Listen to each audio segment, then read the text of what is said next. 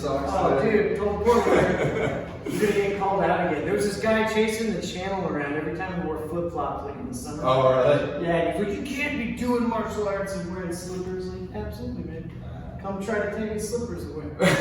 So we did the limb instructions the other day. Yeah. And now I'm just gonna put an easy sequence together that is more like combative and applicable in a way to understand it. Because you have the order of just going through a list, but that's not really how you deploy those tools, right? So if we're in like a left lead, an orthodox lead, and he gives me the jab, I'm gonna angle and scissor the bicep. And see, it's almost like I did a shoulder roll. So like when the cross comes, like a common defense in boxing is to do a shoulder roll, okay? So that same line, when I shoulder roll here, that's going to set up the inside parry and the backhand. And again, the backhand, it could be a shove to the arm. Do it again.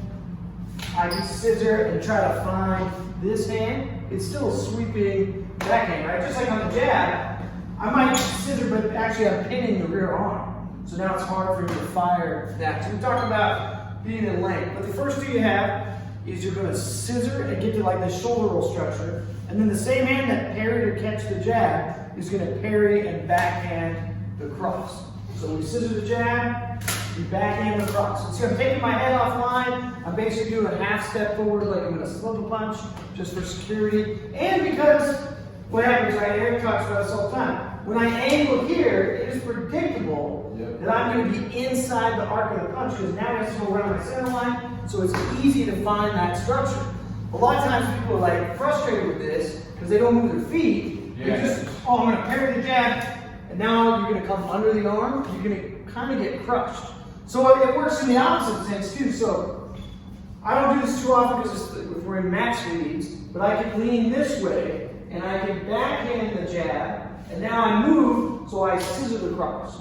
Because the same movement that gets me inside the cross now can get me to the outside. So when he gives me the jab, see I move, so when he fires the cross, I'm almost guaranteed to be on the outside because I'm splitting the line. Does that sound good? Nice. Yeah. That's okay. Right. So we just go back and forth so you can see both angles. So if Eric does the scissor, he's going to backhand the second one. Yes, yeah, I was forced to go wide. Yeah, you just touched on another thing. See, that creates three motions. But do it again. See, he went scissor, backhand, and then he opened it up and came down the center line for what we call cover and hit. So that might be your next progression. If you're using the jab cross, I go here, I hit, but then I'm going to open up the middle. That's it. Okay? What about unmatched lead? So if you're still orthodox, and I'm southpaw, now the 3-point Foreman cover, Philly shell, whatever you want to call it, is actually appropriate for me to be in a southpaw stance. So because I'm orientated this way, not in the pillar guard, when he gives me the jab, now it's easy to give it the backhand first and the scissor on the second motion because you're already in that position.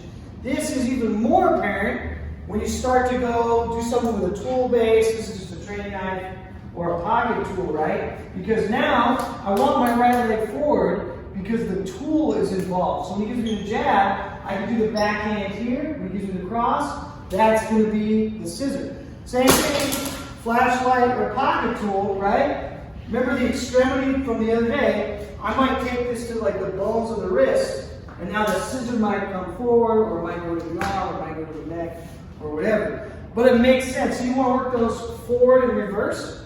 And an easy drill, if you're just working with a partner, is let's go back to left knee. So you're going to scissor first, and you're going to backhand second. That's it. Now you're going to start with the 3-point cover, and I'm going to give him a cross first. So he's going to backhand the cross, and he's going to scissor the jab. Okay. See, so he gives me the cross first. See, I backhand, but I move. So now I'm automatically, when he feeds the jab, I split the middle. Okay? So if he feeds me the jab cross, I scissor, and then I backhand. If he feeds me the cross jab, I backhand, and then I scissor. And you can play with the unmatched leads with it. Cool. Nice. That can be a lot of substance, just those two motions, just the backhand and the scissor. You're going to get a lot out of that. And really, if you look at like human nature and like weaponry, you pretty much have two positions: open, close. So am I going to do a scissor from a closed position, which is what this is, or am I going to do it from an open position? Nice. All right, you guys, that's your colleague, Penn and Judy for today. Really appreciate you guys watching, Warriors. We'll see you again. Our Warriors out.